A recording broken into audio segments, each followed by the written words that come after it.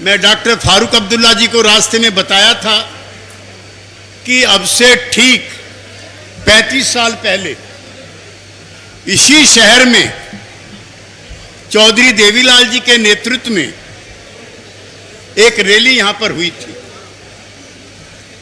और वो रैली ने सिर्फ हरियाणा नहीं, तमाम मुल्क की सियासत का नक्शा बदल दिया था। आज हम यहां से उस 35 साल पुरानी रैली को याद करके और चौधरी देवीलाल जी की शक्ल में चौधरी ओम प्रकाश चौटाला जी को देख करके कसम खा के जाएं कि यहां से जाने के बाद देश की राजनीति को बदलने का काम आप लोग करेंगे। साथियों, अभी बरार साहब ने उस समय की दास्तान छेड़ दी जिसका गवाह मैं भी हूं। ओम प्रकाश जी, आदरणीय डॉक्टर साहब और बादल साहब गवाह नहीं थे, हम भी एमपी थे और बरार साहब भी। हरियाणा से बाहर 154 एमपी जीत करके आए थे जनता दल के, 154, और जिसमें 100 से ज्यादा एमपी चौधरी देवीलाल के समर्थक थे। 100 से ज्यादा। जितने एमपी उत्तर प्रदेश के थे वो सब, जितने बिहार के थे वो सब, जितने उड़ीसा के थे वो सब, जितने राजस्थान के थे वो सब, और हरियाणा पंजाब के अलग। हम सब लोग चाहते थे, नारा लगाते थे हरियाणा में हम कि ताऊ पूरा तोलेगा लाल किले से। याद है कि भूल गए? लेकिन वो सपना हमारा अधूरा रहा। चौधरी साहब के साथ साजिश हुई या उस समय माहौल का तकाजा था, हम सारे के सारे एमपीज ने इकट्ठे होकर के चौधरी देवीलाल जी को देश का प्रधानमंत्री चुन लिया। सारे सभागृह में सन्नाटा छा गया। अचानक देवीलाल जी उठे और उन्होंने कहा, नहीं भाई, मैं तो ताऊ का काम करूंगा, प्रधानमंत्री मुझे नहीं बनना। और उन्होंने वो पगड़ी उतार करके वीपी सिंह के सर पे बांधी। मैं आपसे ये भी बात याद दिलाने के लिए आया, जो कौमें अपने पुरखों का इतिहास भूल जाती हैं उन कौमों का कहीं जिक्र नहीं होता। मैं आपको यह भी याद दिलाना चाहता हूं कि 35 साल पहले आपकी क्या ताकत थी। आप देश का प्रधानमंत्री तय करते थे। देवीलाल जी की कलम चली तो हरियाणा में चौधरी ओम प्रकाश जी, उत्तर प्रदेश में मुलायम सिंह यादव, बिहार में उस समय लालू प्रसाद यादव और अब नीतीश कुमार, ये सब के सब चौधरी देवीलाल की कलम के बनाए हुए मुख्यमंत्री। जो प्रधानमंत्री बदलता था, जो मुख्यमंत्री नॉमिनेट करता था, आपके बनाए हुए 5-5 गवर्नर देवीलाल जी ने बनाए। 6-6 लोग आपके वर्गों के कैबिनेट में थे। और आज आपकी क्या हालत है? गांव की प्रधानी के भी लाले पड़े हुए हैं आप लोगों को, और यही मेरे पश्चिमी यूपी का हाल है। तो जो कौमें अपने पुरखों को याद नहीं करती है, उनका यही हाल होता है जो पश्चिमी उत्तर प्रदेश में हमारा हो रहा है और हरियाणा में आपका हो रहा है। आज ये वक्त है, आज ये वक्त है नए संकल्पों का और नए इरादों के साथ इकट्ठा होने का। रैली में नीतीश कुमार जी खुद शामिल होना चाहते थे।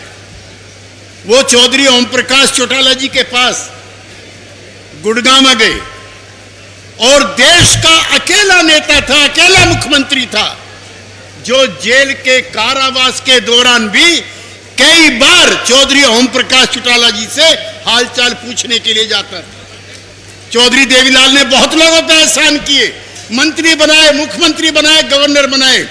अकेला नीतीश कुमार था जो चौधरी साहब का हालचाल पूछने के लिए तिहाड़ में जाया करता था। आज भी वो इस सभा में शामिल होना चाहते थे। वो खुद उन्होंने गुड़गांव में आपके निवास स्थान पर जाकर के कहा था। लेकिन आसाम और बिहार ये भी कुदरत की मार झेल रहे हैं। 6 जिलों में ऐसी हालत है कि घर के बाहर नहीं निकल सकते, इतनी बड़ी बाढ़ आई हुई है। बच्चों का बीमारी का प्रकोप अलग है। लिहाजा उन्होंने चौधरी साहब से भी क्षमा याचना की, लेकिन एक वायदा के साथ मुझको भेजा है कि हरियाणा की जनता से भी, चौधरी ओम प्रकाश चौटाला जी से भी और भाई अभय चौटाला जी से भी कह देना, जिस दिन भी किसी मुसीबत में वो महसूस करें कि नीतीश कुमार की जरूरत है, नीतीश कुमार सुख और दर्द में उनके साथ खड़े होंगे, जैसे पहले भी रहे।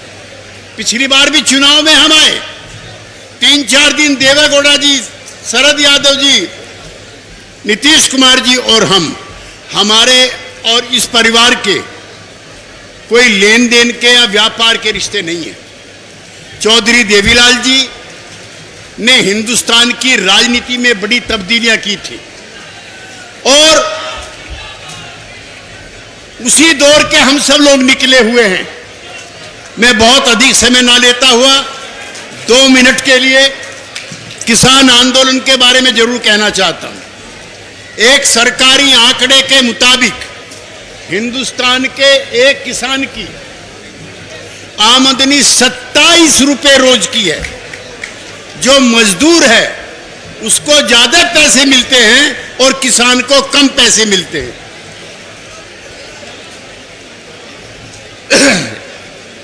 अब जो किसान बैठे हुए हैं 300 दिन से, वो चौधरी चरण सिंह के, चौधरी देवीलाल के, चौधरी ओम प्रकाश चौटाला के, महेंद्र सिंह टिकैत के और सर छोटू राम के सिद्धांत, नीति और कार्यक्रम में विश्वास रखने वाले लोग।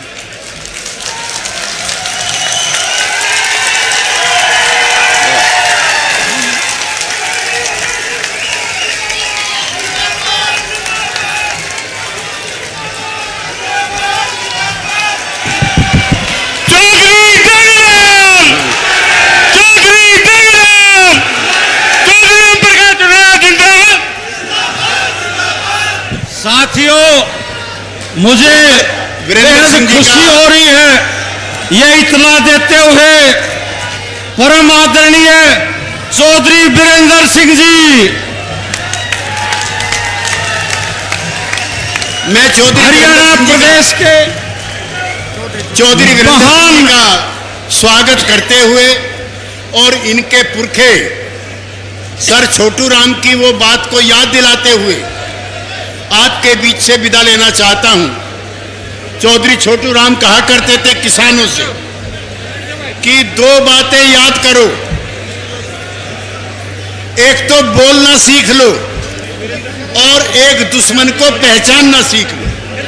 तो आज इस जींद की सभा का यही संदेश है कि एक तो सब दिन भर जुबान चलाओ, जहां सड़क में, रेल में, ट्रेन में, जहां भी जा रहे हो अपनी बात का प्रचार प्रसार करो। और तुम्हारा दुश्मन कौन है, तुम्हारी कमाई का लुटेरा कौन है, तुम्हारे हितों पर चोट करने वाला कौन है, उसको पहचान लो तो देश में फिर किसानों का राज कायम हो जाएगा।